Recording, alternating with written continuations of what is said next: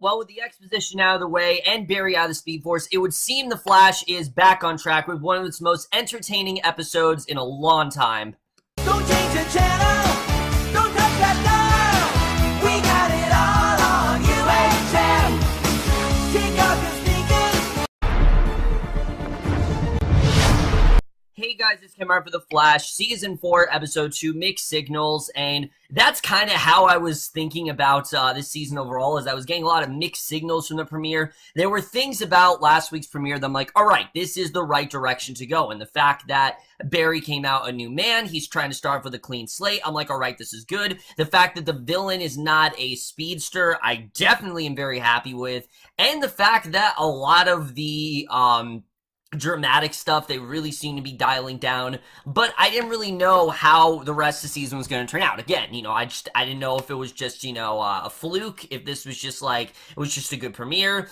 But from this episode, it seems like this show is starting to get back on track, because this episode, this is The Flash. This is what The Flash is trying to be. It's a goofy show. It's not supposed to be, like, dark and everyone just brooding and everyone just being mad at Barry every 5 seconds. This is The Flash. It's a dumb, goofy show, and I am so glad that they are getting back to that, because that's what I really loved about Season 1 and Season 2 to an extent. Season 2 did have some good comedy in there. Season 3, not really. I mean, it was very dark and it was boring a lot of the time, but this season really seems like they're getting back on track, and I'm definitely very happy to see that. This wasn't a perfect episode by any means, but it definitely is one of the, like I said, more entertaining episodes we've had of the show in a while. I really enjoyed what we got here, but we start off with this woman. She's showing this guy, Kurt Weaver, a penthouse, and he confirms it's the most expensive penthouse in Central City. And as he takes the elevator down, it falls and then stops. And as he calls his assistant, the word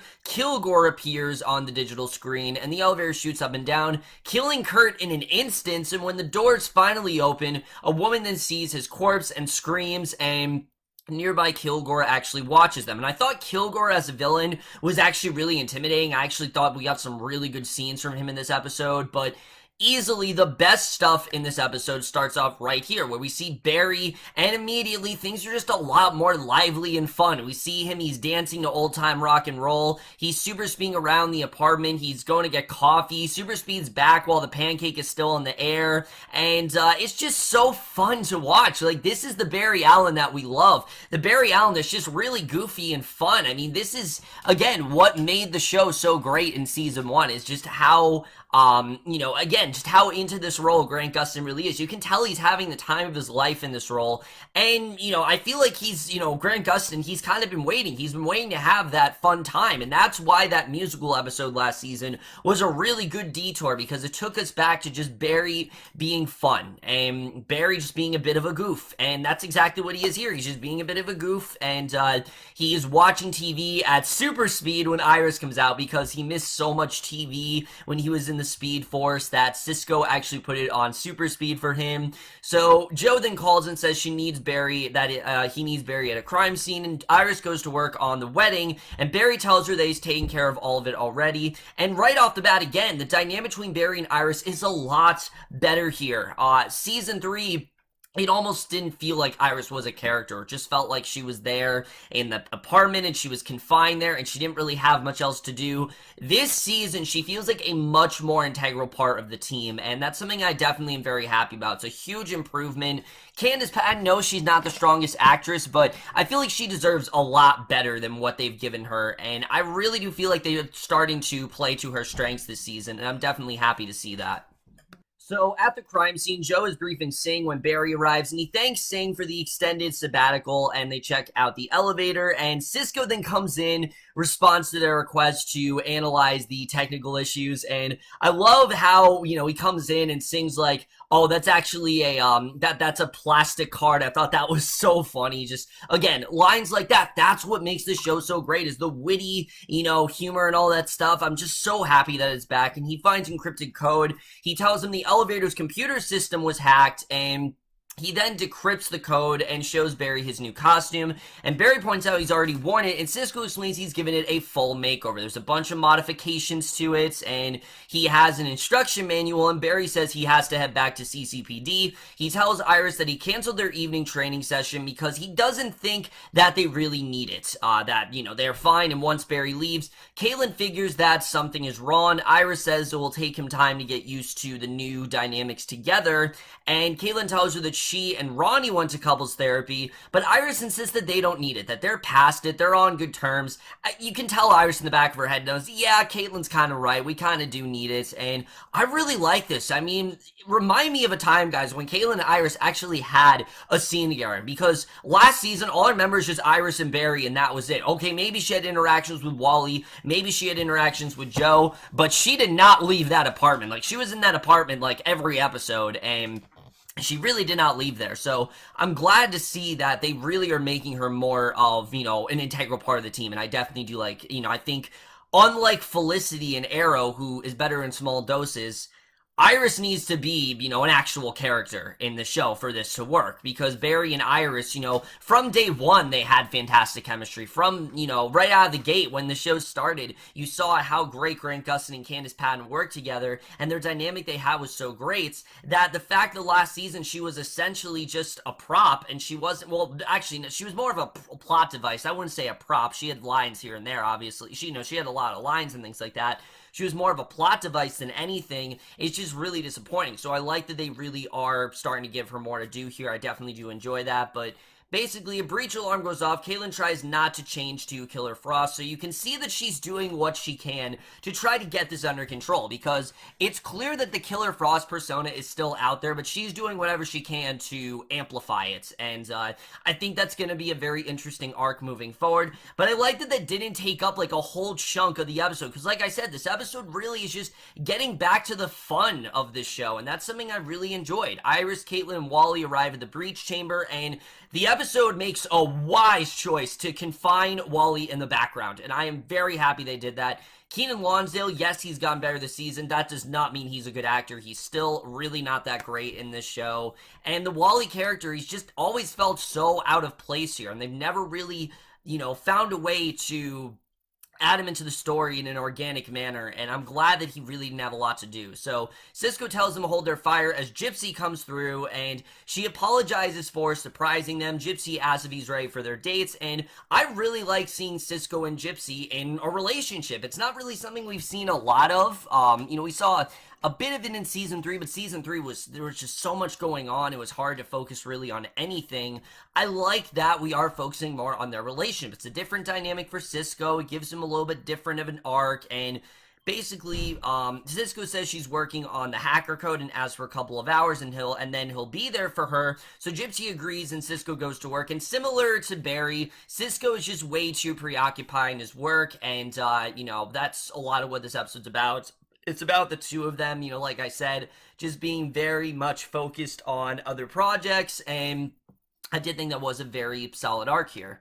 So we then get this really cool action scene that I really love. I don't know if the show really is stepping up their budget or whatever. This is one of the most impressive action scenes I've seen from the show in a while. We see this man, Tim Kwan, he's driving through the city. His radio goes out of control, and the word Kilgore appears, and it's like, holy shit, he's next. And the car then brakes to a halt. It starts up again, and he's unable to control it. It speeds down the road at 120, and Iris picks it up on the scanner. Barry puts on his new costume and heads out without Wally, and he ignores her instructions and realizes that they started contrition on the rod 3 months ago. And Flash then speeds to a nearby garage. He grabs a wrench. He takes apart Tim's car at super speed. His seat then skids to a halt against the construction barriers, and he just makes it. Like, he was just about to crash into the construction vehicle or whatever, and I thought that was an awesome scene. I really love that, and that's really great action. Like, that's something the show does really well, and I really like seeing that. So again, I thought that was very impressive. So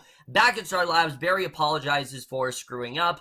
Joe calls to say that he's going to question Tim. And again, Barry's apologizing. Like, he's actually owning up to his actions this season. He knows that he's in the wrong, and I did like seeing that. Yes, Barry's probably going to do it again because that's just the nature of his character. He's very stubborn. He's someone who repeats a lot of the same sort of behavioral tendencies. He definitely does do that a lot. But again, I like that they're not like dwelling on it this season. They're not like, oh, Barry has to do this. Oh, why, Barry? Why are you like this? And, we can't have Barry do this anymore. It really got annoying last season. I'm glad to see that they really are not, just oversaturating it with everyone just criticizing Barry. So Joe calls to say he's going to question Tim, and they find the same code in the navigational system that was left in the elevator, and Keiynan realized that it's an organic virus, and the hacker is a meta, and Cisco remembers that he read the names Kurt and Tim in tech magazines, and Iris then talks to Barry privately and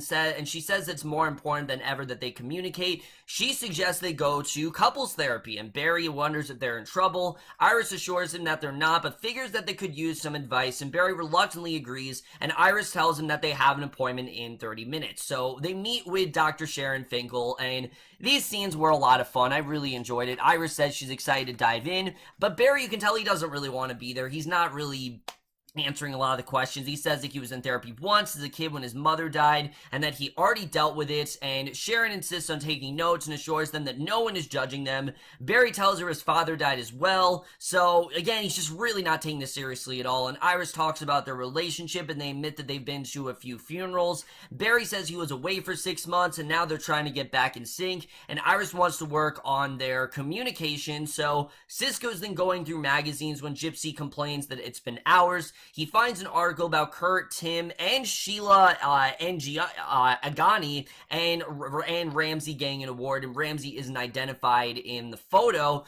So basically, they're really trying to figure this out. But at the station, Joe bumps into Ramsey, and Ramsey apologizes and goes in. While in the nearby bomb squad room, a bomb robot then activates, and Joe asks Tim if he has any enemies. Meanwhile, the robot grabs a grenade and enters the main room. It enters Joe's room, and he sends a distress signal to Barry. And Barry tells Iris and Sharon that he has to go. Sharon writes down that he ran out. So again, you can tell that Barry is just too focused on his work. And the robot then pulls the pin, he drops a grenade, and as Joe gets Tim to cover, Barry speeds in, grabs the shrapnel at super speed. He then speeds away and comes back at normal speed, and Joe dismisses the grenade as a dump. So again, he was able to save Joe there. I like that way that was done, but I do like how much of a threat this robot really was. I did think that, again, was really well done here. So when Cisco arrives, he confirms the robot has the same corrupted code, and Tim has run out scared. He has no idea what's going on. Cisco tells them that Kurt and Tim created malware that Kilgore and then sold it, and Joe recognized Ramsey from the photo. They figure that he's going after his old partner for some reason, and Irison asks about Sheila, and Cisco says that she's a big tech guru now, and Joe heads out to protect her. Cisco goes back to the code, and Iris tells Barry that Sharon had a cancellation, and they can go back for another therapy session. So Cisco and Keiynan check the code. Keiynan realized that Kilgore is a living computer virus. This is not, metahuman. This is actually like a virus out there. And she says it's biodigital, and living viruses mutate to avoid being killed. And Gypsy then comes in. Cisco tells her he's going to have to cancel their date. She says that it's fine and wishes them luck. But Keiynan tells Cisco that, she's not actually fine. She's just saying that to you. She actually is upset, and he's in a lot of trouble. And I love this. I love the Keiynan-Cisco dynamic. Their friendship has always been a really fun part of the show, and we really got away from it last season because Keiynan was Frost and she wasn't with the team. And again, this season is showing that when you take that away, it really doesn't do the characters, it really does the characters a real disservice, and it does the show a real disservice. I mean, their dynamic is so fun. I really miss these two being friends, and I'm really glad we got it back because they're just a lot of fun to watch. So back at Sharon's office, the doctor figures that Barry would rather be someplace else. Iris points out they're not on the same page, then people could die. When Barry hesitates, Sharon tells them to say what they really mean. Iris points out that Barry canceled training without asking her and has been making wedding plans without consulting her. And Barry admits that they did get their wires, it has gone crossed, but it's not a crisis. And Iris finally asks Barry how he could leave her, and Barry can't say anything in front of Sharon. Why? Because it doesn't make any sense. And basically, I thought that was, again, really well done. I like that Iris you can tell she's been holding it in, but she wants to know, like, why would he leave her without any, without her consent or without validating anything to her? Why didn't he come to her? Why didn't he tell her about this? That's something that definitely she is kind of upset about, and you can understand that. I mean, he just kind of up and left without any without any indication whatsoever. So we then see Wally. He secretly plants listening device and speeds out to where Joe is in the car listening, and Tim arrives and says that Sheila won't answer his calls. He says that Ramsey is after them for what they did to him, and Sheila insists she covered up all the evidence. Ramsey then steps out of the shadows and says that he actually is the one who killed Kurt, which, we pretty much knew that was going to happen. So the listening device continues to play music, and Sheila tells Ramsey that it all could have been his, but Ramsey says they stole Kilgore from him. She refuses to apologize, and Ramsey says that now he has power. Her computer-controlled insulin pumps her full of insulin. He then turns to Tim, and Wally hears Sheila gasping, speeds I and injects her with glucose. He tells them that Deacon took Tim, and at Star Labs, the team then search for Deacon or Tim via facial recognition, but they find nothing, and Barry and Iris then come in. Cisco says he's in the doghouse with Gypsy. He walks out, Keiynan goes after him, and Barry and Iris deliberately are avoiding each other because they're just not on good terms at all. Things are really not great between the two. So in his workshop, Cisco's complaining that Gypsy doesn't understand that he's busy. Keiynan suggests that he can focus on anything because of the Gypsy situation. And Cisco isn't listening, but he comes to the same conclusion, and he brings Gypsy there and tells her that she's mad at him, and Keiynan then excuses herself, and Cisco asks to make it up to Gypsy the next night, but she says that it had to be that day because it's 111 day on her Earth, and it's a day they celebrate with the one they love. And Gypsy admits that she wants to do stupid, schmoopy things with Cisco, even though she doesn't like that word. She wants them to be a fun couple. She wants this to actually survive. And I really like seeing that. So I thought this was really good development for Gypsy. Gypsy's someone who she started off last season and she was very by the book and very focused on her mission. And we really have seen Cisco's really made her come into her own. And he's brought out this really fun side of her. And I've really enjoyed seeing it. And she tells Cisco she was embarrassed to admit it. He says that she's important to him, the day is important to her, and he gets an idea and then leaves. And again, I really like what we got here with Cisco and Gypsy. I thought their chemistry was really great here, and I do like the way this season is expanding upon their relationship.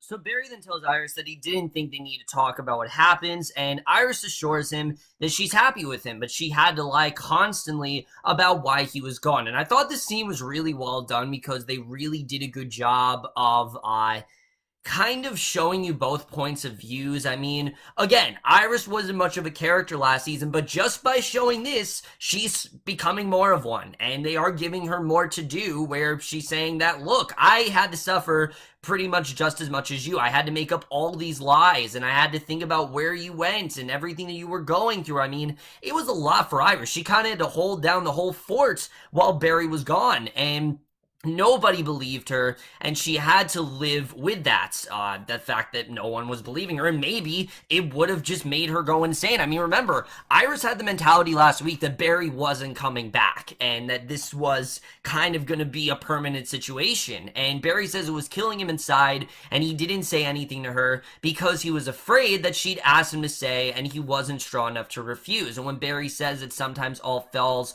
on Flash, Iris tells him that they are, and that, yeah, it's basically all their fault. And I thought this was a good scene. I like Barry owning up to his actions. I like Barry admitting that, yes, I was a dick in this situation. Yes, I should have talked to you about it. I should have consulted you about it first. And I did like seeing that. But again, this Flash has this tendency where Barry apologizes and then he does the same thing. So while I do like this, I am skeptical of how this is going to go. We'll just have to see. But Tim then live streams that he, Kurt, and Sheila stole the malware, but Deacon created it, and Cisco and Keiynan have created a virus to invert Deacon's code, and Cisco traces the transmission via satellite, and once Deacon finishes recording, he activates 2 cranes to tear a manacled Tim apart. Flash and Kid Flash arrive. Deacon senses the tech in Flash's suit. He immobilizes Flash and activates the weapon system, blasting Kid's Flash, and Cisco admits to the others that he put a lot of tech into the suits, and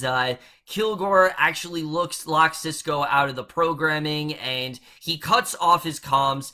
Tim starts to crawl away, and Flash speeds off to run, only to run out of control and smash into some boxes. He gets to a payphone, and we get this really fun scene where he can't remove the suit. Cisco explains that a deadlock function, which really isn't coming in handy. So he activates flotation mode, inflating the suit, and then activates Babel protocol, and basically Cisco explains that it's the self-destruct function, and Flash tries to remove the suit. Iris tells Flash to throw a lightning bolt at himself, shorting out the suit and giving him control back. So he's got like a raft at this point. So like I said, Cisco's made a lot of modifications to the suit, and that was a lot of fun to watch. But Cisco and Keiynan warn it's dangerous, but Iris warns Flash to ask Flash to trust him. He does and starts running in a circle. He then throws a lightning bolt, moves to let it hit him. Kilgore then finds Tim, shoots him with a gun. Flash arrives, catches Bullet at super speed, hits him with the virus. Kilgore then screams in pain and collapses. And I did think that was a good scene.